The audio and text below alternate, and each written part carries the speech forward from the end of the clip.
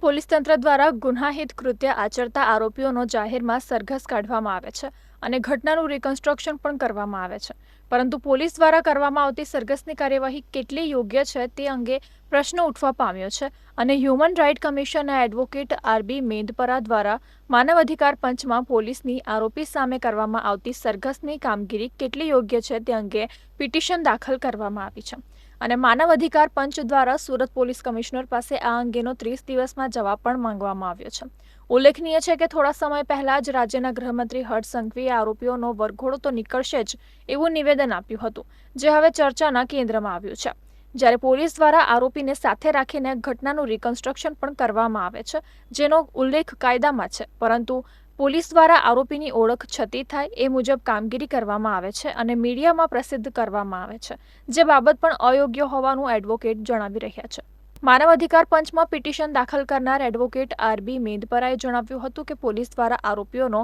વરઘોડો કાઢવાની કામગીરી તદ્દન ગેરકાયદેસર છે અને કાયદામાં ક્યાંય પણ આરોપીના વરઘોડા કાઢવાનો ઉલ્લેખ ન હોવાનું તેઓ જણાવી રહ્યા છે।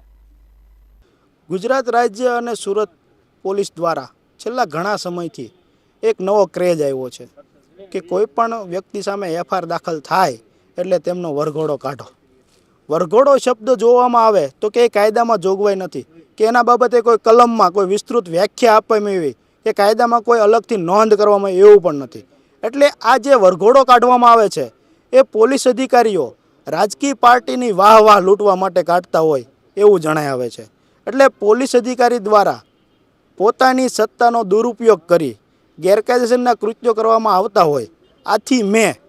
તારીખ 1/1/2025ના રોજ ગુજરાત માનવ અધિકાર આયોગ સમક્ષ લેખિત ફરિયાદ કરેલી, જે ફરિયાદના અનુસંધાને ગુજરાત માનવ અધિકાર આયોગ દ્વારા તારીખ 10/2/2025ના રોજ યોગ્ય તપાસ કરી તેનો રિપોર્ટ દિન 30માં રજૂ કરવા પોલીસ કમિશનર સુરતનાઓને હુકમ કરવામાં આવેલો છે।